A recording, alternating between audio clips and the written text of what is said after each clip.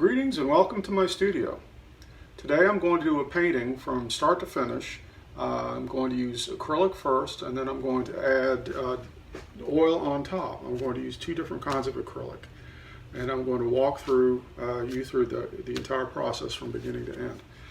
Now, I was asked to do my character Minister Sinister or something like that, so that's what I'm going to do. That's the subject. I have the sketch, small sketch done, which I'm going to enlarge, and I'm going to walk through the process of this painting with you from start to finish.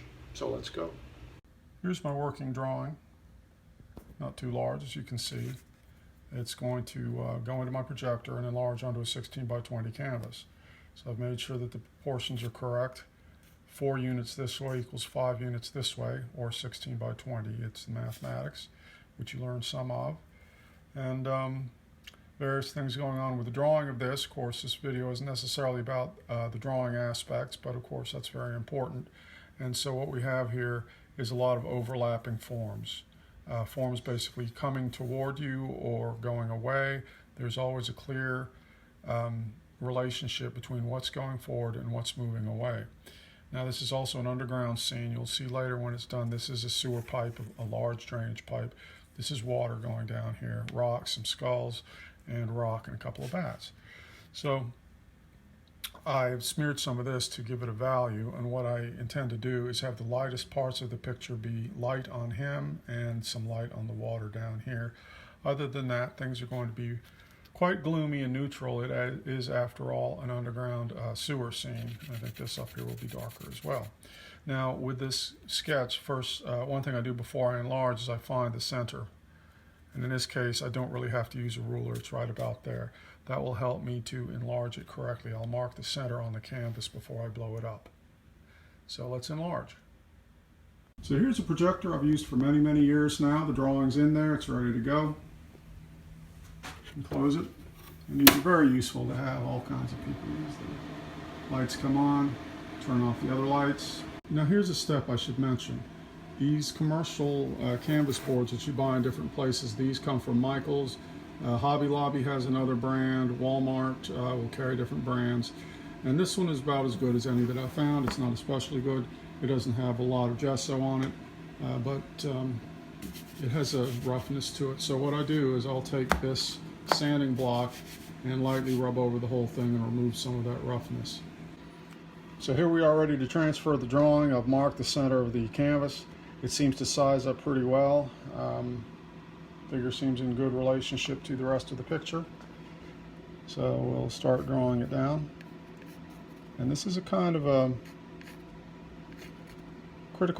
crucial stage of the piece because this drawing has to be pretty accurate. This is what I'm going to be following throughout the rest of the painting process.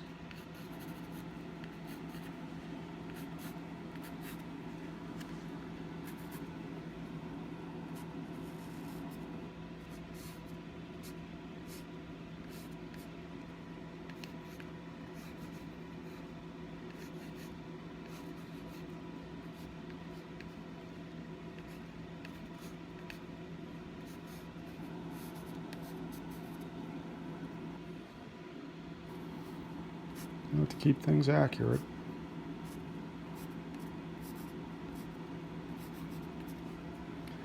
Now, the only reason that it looks like I'm rushing this is because of my experience. 10,000 hours or whatever you want to call it. Probably a lot more than that. Keeping in mind highlights, shadows, all that. There we go, looks good. Blocking out the light when I need to. Sometimes I'll use a white sheet of paper, especially if I'm working on a dark ground. Sometimes I'll prime the canvas gray, and when I do that, if I can't see the projection, I'll go, oh, boom, I'll slide paper underneath, do it that way. Don't need to do that today, though. And it's all a matter of problem solving, finding ways to do things. Now, should he be wearing gloves? I think that should come up higher. It's about 104 degrees here today. It's been windy, and now I hear the rain coming. Incredible. Can you hear that? Well, I'm going to continue this and come back for the next stage, which will be some acrylics. So there we go. That's enough information on the canvas for me to proceed. Start painting. Let's shed some light on it. Here we go. And if there's anything I changed on this, I added a couple of things. I realized that these bars, in coming out of the rushing water, that I could create more of a feeling of depth by making them get smaller as they receded. That one's got too much bottom on it. I need to knock that out. Also, I did the same thing with these skulls here. This one is slightly larger than the other one, simply because it's slightly closer. So that's keeping perspective in mind. Whereas sometimes, if you don't remember that, you'll just draw skulls. Oh, they're all kind of the same size, and it's like they couldn't be unless they were all exactly equidistant from the viewer. So we're ready to go with this one. So I'm ready to throw down some acrylic now, and I'm using stuff that's cheap because it's all going to be painted over. This is craft store umber, burnt umber, and I just throw a little bit on a piece of cardboard. Don't use a wide brush yet. I'm knocking in details so that I won't lose the drawing down the road.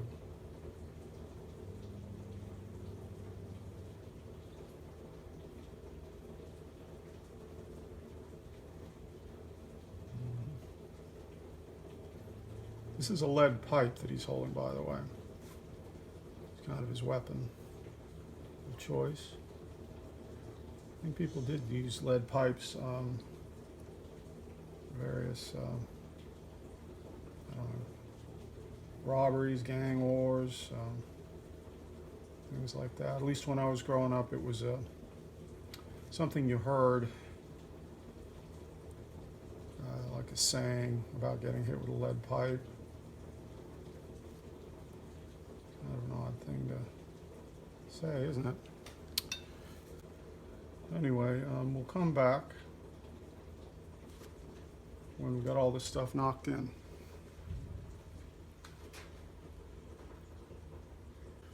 And you may have noticed that I'm working on this painting flat. Reason being, at least in these acrylic stages, I'm allowing it to puddle, spread out, and it dries more smoothly. Whereas if I had the canvas tilted up, it would be running everywhere because I'm using a lot of water.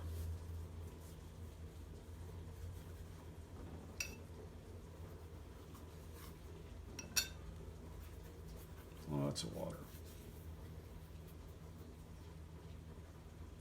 I have this is a rope around his neck. So the idea here being he's kind of monstrous, and so perhaps someone tried something funny, tried to assault him or something, a gang or someone, and got the rope around his neck, and wasn't enough. So he was able to break free and clobber them. And he doesn't care if the rope's still there. He's not really paying much attention to that. Looks like I'm smearing some pencil around a little bit. That's not going to matter much. In a painting like this, if it's a little untidy, it's probably okay because of the subject matter. Is that okay to say that? So if you're painting a garbage dump, it's okay to, here's the finger, it's okay to be a little more untidy, or should we be more tidy? You know, a lot of artists have used their fingers. I've started using the finger a good bit, not the middle finger, while doing oil paintings. Not because I had read about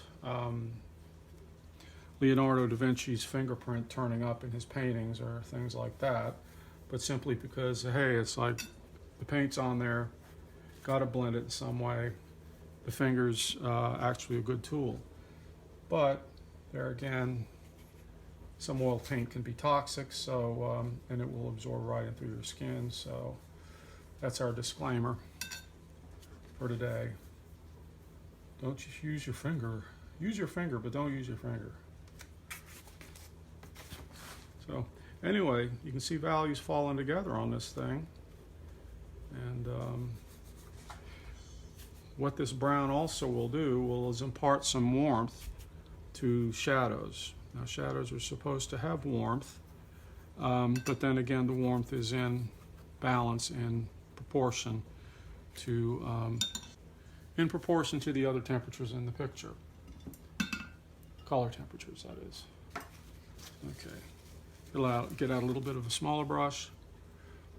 Knock in a couple of these things. These are little details that it really helps having the acrylic define them. Here. These pipes can be brown also.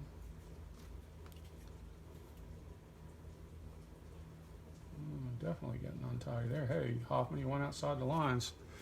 And that's actually not good because that is affecting the scale effect that I was talking about, so I'll make that one slightly thicker. I'll also make them get a little lighter in the background, perhaps. There we go. Now, I don't have them leading out of the picture, I have them leading back into the picture. Stop you from wandering around too much. I don't think I'll have to do too much more to this one. And then it'll be ready to go. Much smaller brush I'm using here now. You know, if you ever read the Sinister comics, you may not understand them. I don't think anyone really has so far, but it's a puzzle, and I invite people to try to understand the puzzle. And so far, no one's grasped it, but it's complicated, and perhaps one day I'll explain it, or perhaps I can explain some while you're observing this process. It's nothing like objectivism or something like that. Get that signature in there. Okay, I think we're ready to break from this. Okay, everything's ready to start throwing another layer of acrylics on. And I've got what's called Golden Open Acrylics, made by the Golden Company. And I did some paintings where I used nothing but these paints. They contain a certain compound that slows the drying. So you can actually buy that liquid by itself and add it to any other kind of acrylic paint. And you'll have the same effect. But these are heavier bodied than the craft type I was using before, and running low on a couple of colors here. I need some blue. Now it's an underwater scene, or underground, so let's see, ultramarine blue, very, very low on that. I may have to use cobalt instead. And now, I don't want the blue to be bright blue, so I'm going to dirty it, and there are two ways to do that. One is to add the opposite of blue, which is yellow or orange. Yellow would move it more toward green. Orange would effectively muddy it a bit more and warm things up. Or you can add a brown. Umber would move it more toward green. So I think perhaps what I'll do is use burnt sienna, which is more like orange. Running low on that one as well. So you get a piece of cardboard. Now, ultramarine works well for darkness, dark scenes, things like that. Cobalt is more sky blue, so it'll be interesting. We'll do it a little differently this time. We'll make it work in some way, shape, or form. So we slop that stuff out there. Now we're going to mute it, take it down by using burnt sienna, brown orange. And of course it's acrylic, so we can use water. And we aggressively get some water going in there. That's dirtying up pretty good. The thing about cobalt is that it tends to be more opaque than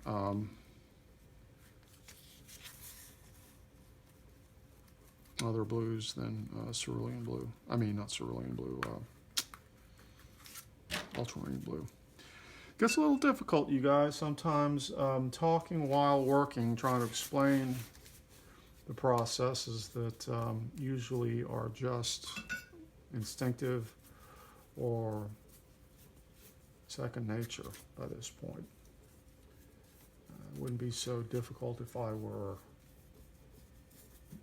talking over it, but I'm basically having to do 5 things at one time by maintaining a narrative. Now I'm thinning it a bit here because that's going to be a lighter area. And you might say, well, what the heck is all this? You're just throwing you're painting one color over everything. And it's like, yeah, I am kind of tinting everything here. The painting is going to be about light, most likely, not value or color. Value will play a part, color not so much. Okay, that's pretty good. So you can see that this acrylic is not drying on me. Now I have another brush here, a large one. Let's just dry it off a little bit. And while this color is sort of settling in there, I can blend it a bit, take some of the strokes out. Now, if this was 100% oil painting, the underpainting brown would have been oil, and this would have been oil also. But I'd have had to wait at least a day between stages. And the whole point is to not do that. This paint is, because it's thick-bodied, it's somewhat similar to oil in how it behaves, how it looks. So when I put oil over this, it's not going to seem too out of place. Because this brush was wet, it's streaking in a kind of a different way that I don't like. Normally it would be dry and it would be blending better. Normally what I use to dry, and it's okay to have brush strokes. You know, a lot of digital art has gotten people thinking, oh, you know, you can't have a brush stroke. You know, a brush stroke shows that a human being did it. There, you know, as it dries and as I work it like this very lightly, it's removing the streakiness. So it was a good thing not to panic about that. Like, oh shit, it's drying. What are we going to do? Oh crap, he said the S word. Does that make the video R, what is it? You know, PG-13? Not PG-13. So, hey, kind of scooted over a little bit there, sorry. So there. Gonna let that dry, or help it dry. We do help things dry around here, like so, but I won't make you live through the blow drying. Back in a moment. Now, as you can see, I'm using the same color to go in and reinforce things. I had a happy accident because I hit a glob of the burnt sienna that wasn't mixed with the rest, and it warmed things up nicely, especially in the foreground, which is good because it helps bring the foreground forward. In other words, warm colors advance, cool colors recede. So you got these different things you use to manipulate the eye. Color temperature is one, contrast is another. So the eye will typically go to the point of highest contrast in a picture. And in this case, point of highest contrast is going to be right around here on him. You can have dark areas elsewhere, but it's mainly going to be him. And I'm using this blue to knock back some of the warmer spots of the burnt umber, the acrylic that I put down the first time.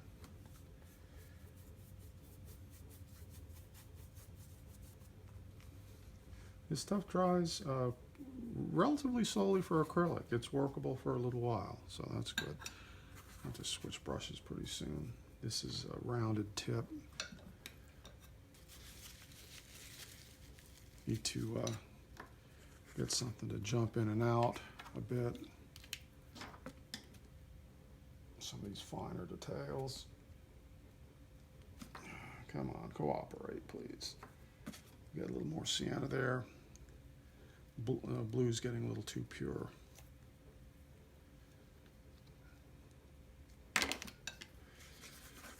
And when you're in a hurry, you don't necessarily want to care about getting that lid back on the paint.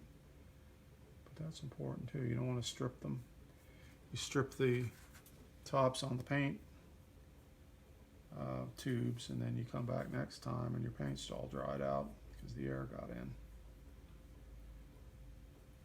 But then again, that happens to paint. If you happen to find paint that's been in an attic or something for 50 years or so, which I've seen that at flea markets, then it's gone.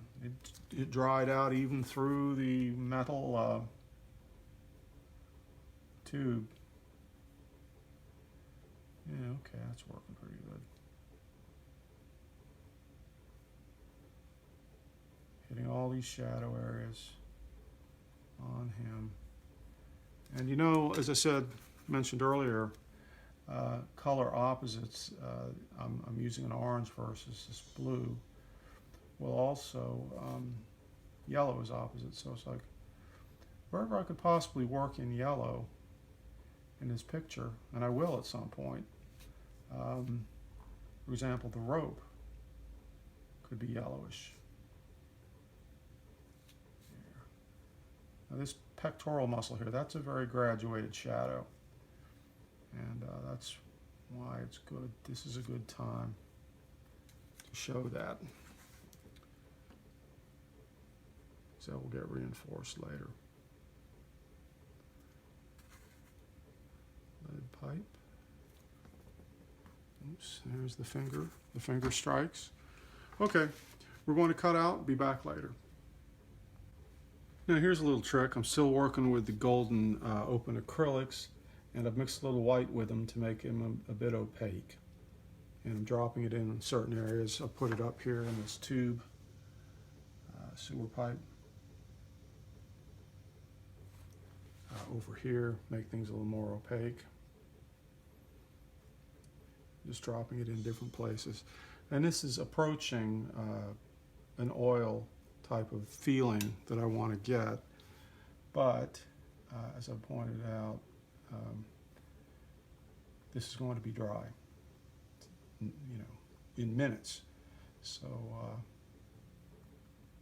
with oil, I'd have to wait till tomorrow. So this is going to help me get things accomplished quickly. Throw it in different places. Yeah. Pretend that's a highlight. How about that? See, I'm going to put in some darks too, real darks, closer to black. And when I do that on some of his costume, it's going to punch him a lot.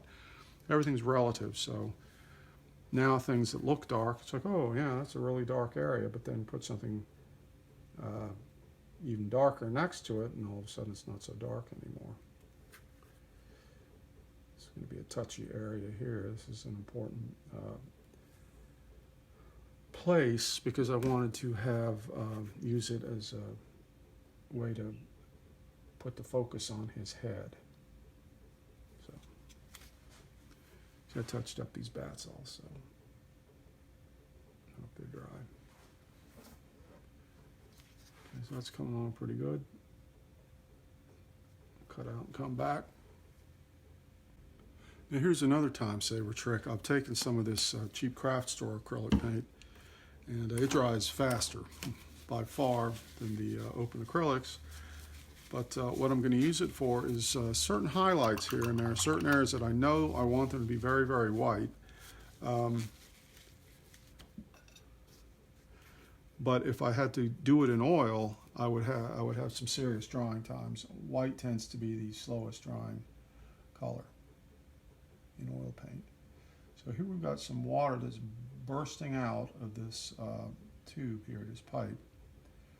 So I'm going to make that white and basically anything I put in there, like spattering bubbles and things like that, once oil paint goes over that, it will still be apparent. And whereas if I had to do that in oil, man, we'd be waiting a long time for that stuff to dry. I'll put some on him too, and I'll try to keep this to a bit of a minimum because this, you know, it's pretty pure white. But you can see what it's doing. It's focusing attention on him. This is another little trick.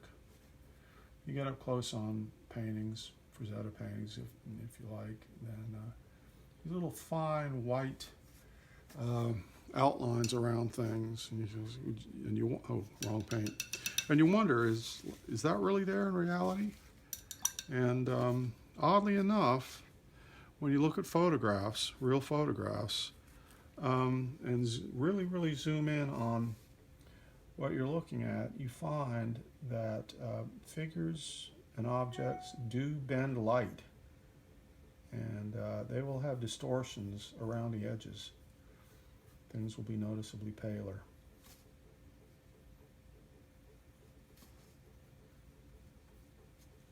So I'm going to put in some more of this white here and there and come back and show you.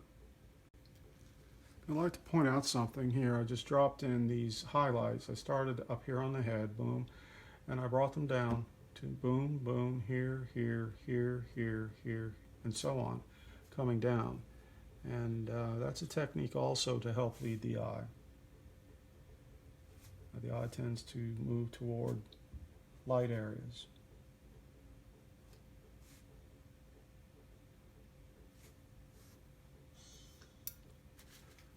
Still working with the acrylic, and you know, maybe this painting will stay acrylic. Don't know.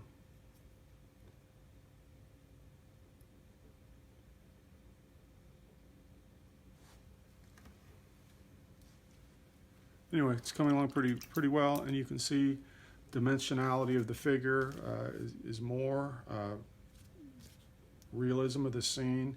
The fact that the water is moving, that was part of the plan, because Sinister's a kind of slow-moving guy. He's a monster or something. You can read the graphic novel if you like. And kind of like Frankenstein or something, so he's probably not going to be moving too quickly.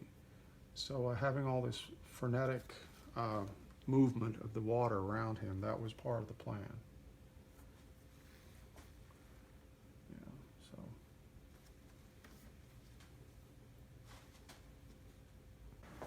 Well, we're back on this painting after a little break, and decision now is how to fit more color in. We're dealing with a very bluish color scheme. And not to get too radically away from that, what I plan to do is to begin inserting little touches of green and yellow. I've got a sort of yellow ochre and a subdued green.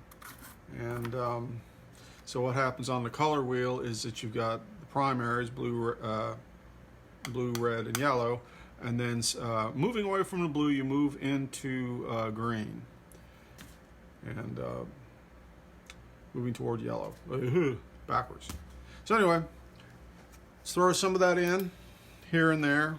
This character, Sinister, is, you know, gruesome or whatever, but he's pale. You know, this looks pretty good already, actually. Now, I can also keep with the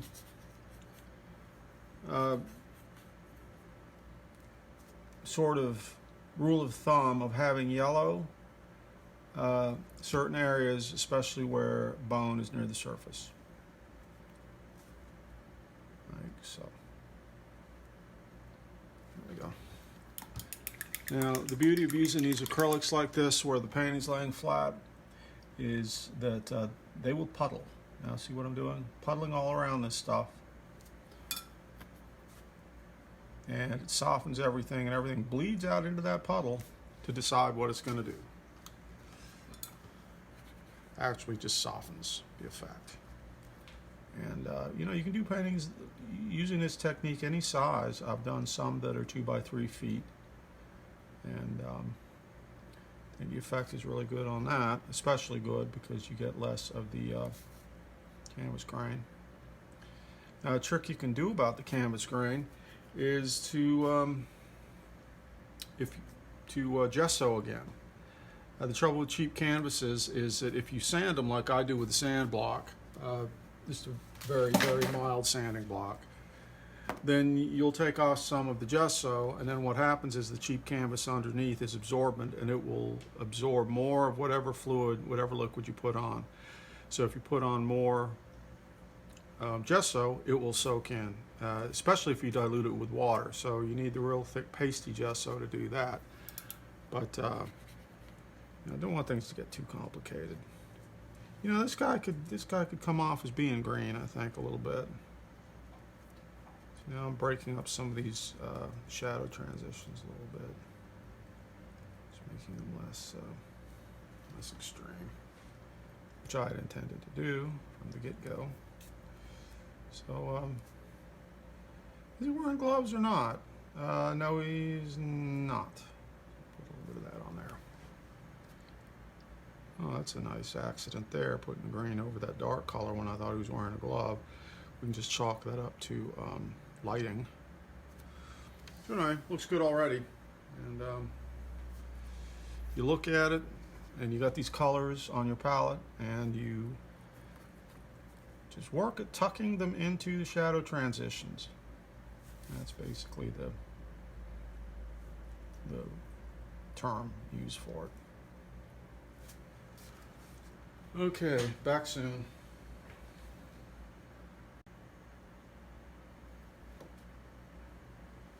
Well, as you can see, it's coming along quite well. I've inserted lots of little color, bits of color in there. You can put some red, you know, I could use some more there.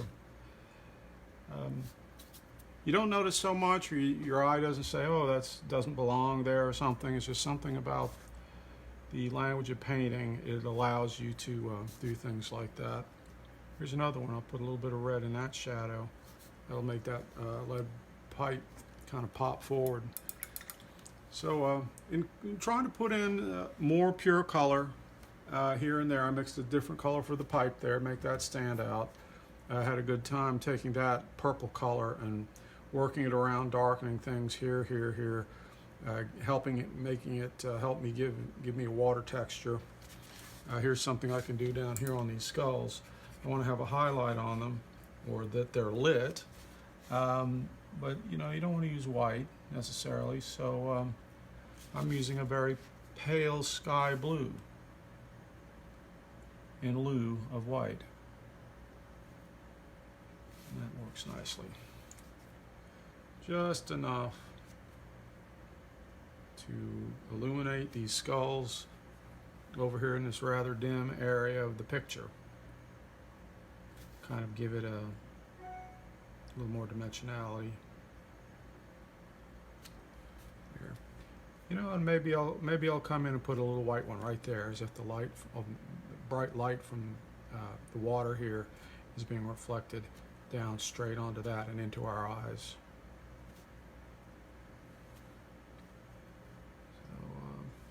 And here again, I can take this color like I do with the other colors and just freely move around, put it here, put it there. Oh, something's not dry over here. That's okay. So let me see what this would look like as water splashes. Well, that's good there, a little more subdued than if they were white. Perhaps a little more distant. Do some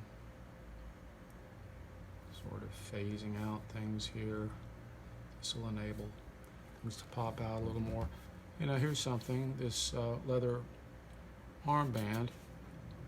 I did want to put a highlight on it, but should I use blue? What are we doing here? Well, the logic of this picture is that highlights are cool and shadows are warm. That's why the red's in there. So, let me see, what can I do for a highlight area? I'll put a little more blue up here. You see, you could say, well, it's got blue in its back there. It's a shadow, but Not necessarily, because of the interplay of the shadows and highlights, warm and cool.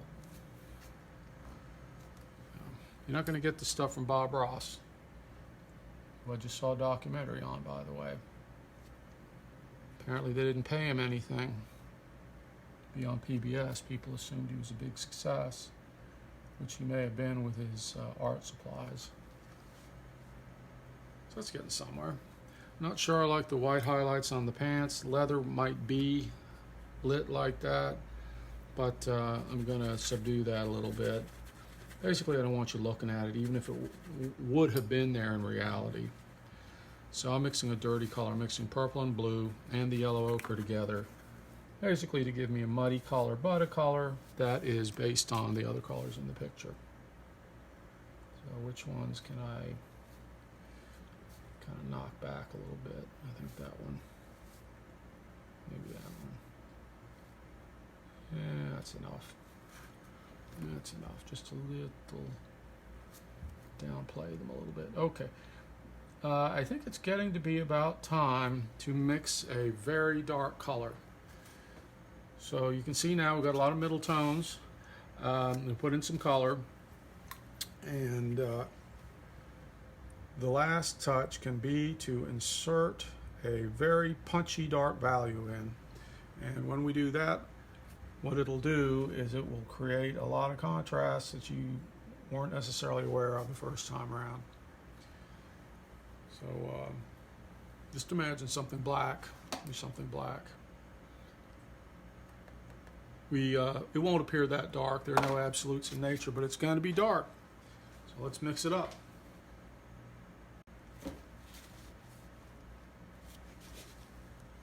Okay, we're ready, and I think I've done something here I've never done before, and I needed that dark color, and what I've done is I mixed black and red together. I've left a little bit here so you can see what they look like. The red was kind of a little more subdued burgundy, and the black is of course pure black, not anymore, but that's the dark color.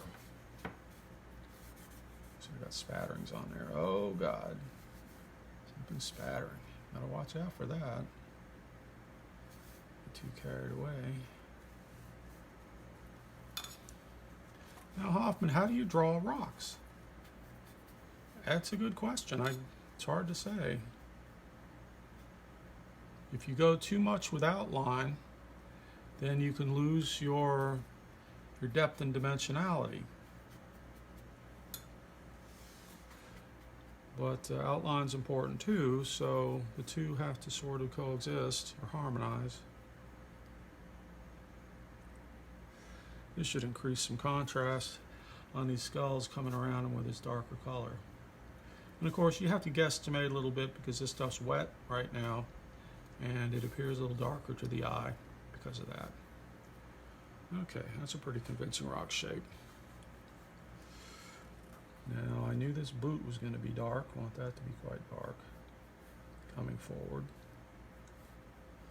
Now, I'm using an old trick here. The kneecap could use some red, maybe, make it really come forward. And the old trick is to have things overlapping into the distance. That's a dirty, dirty color there. All that black in it. Okay, so now we go down to a smaller brush. But, what was I going to say?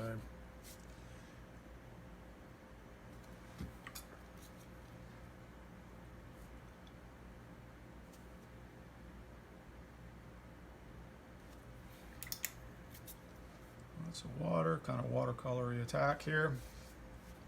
Perfect. There we go.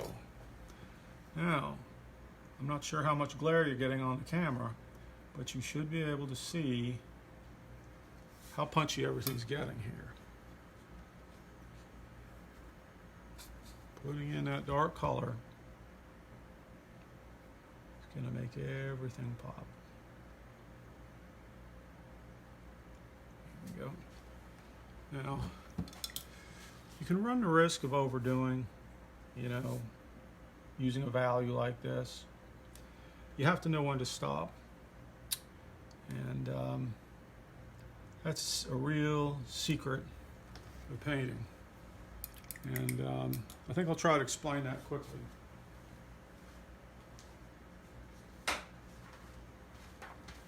I have videos about this on YouTube, values.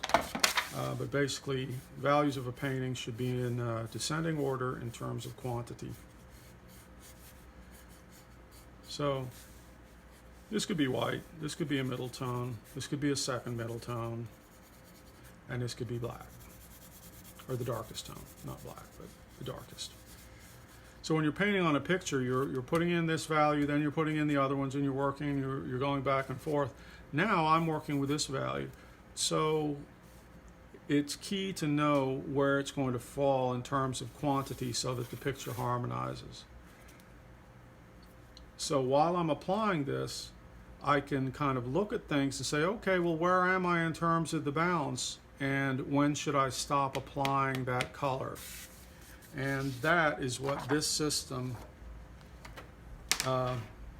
why it's so good. Because what happens usually is that people just don't know when to stop with any given value. And it's, oh, it looks good here, keep applying, keep applying. And eventually, they've applied so much that they've lost a lot of punch, a lot of impact. But yeah, that's the way to really maximize your input, not input. God, it's hard to talk and paint. Here, that's pretty good. Okay. Now, I know I'm going to have some on him. I don't want to have too much on the background because I want it to recede properly, but I just put a little bit around his head. And this is rock structure here, indicating rock structure. And I had cracks in the walls and things like that and stuff hanging down. I'm not going to worry about that too much right now. But I do know that around his eyes, that's going to be a major area to emphasize. I know this eye would be the darkest underneath. Bagged, dark circles under the eyes. Yep. How much else can I do? Well, you know, his cowl, his leather neck thing and everything, that's dark. So I can, it's leather or something, or I can make that dark. I can make some of this dark. And then, you know, in terms of accent, that's pretty good. Not too good. Okay, you know, I'm not happy with that area. I'm not sure what it's doing. I think it needs to be played down a little bit more or something. I'm not sure what I'll do with that, but it's something else to tackle to fix things up. Well, it's more or less completed after lots of tweaking, little changes here and there, which is what the painting process is all about. Controlling edges, making things come forward, recede. The thing that I was having trouble remembering that I wanted to say about one of the techniques behind this is that I'm putting things in front of other things, so there's foot in front of this, in front of that, in front of that, and going back. Even though the head is sort of coming forward, I'm trying to keep it around, very aware of what's coming toward and what's going away. Arm coming toward, arm going away. Here's a little area that, this is making it look like the boot goes up like that, and it's not supposed to do that. You just call it a shadow. You know, and if I put in a little line here, that will be the line of the boot. This is a kind of endless fine-tuning that you wind up doing. Or you can wind up doing. Is this an edge I don't like? Or an edge that can be tweaked and exaggerated? Yeah, all kinds of little details here, little bits of water splashing around, which serve pretty well to animate sort of what's going on. There's some water action going on up here, and that's not a bad thing to do because that contrast is right around his head, popping his head out. So anyway, I hope you've enjoyed watching the process, getting this thing done. Oh, parts are still wet here, so it'll look a little different when those dry out too. So I'll be scanning this in a moment, and I will put up after this video some nice clear, very, very close-up scanned images of the painting. Thanks again. Bye-bye.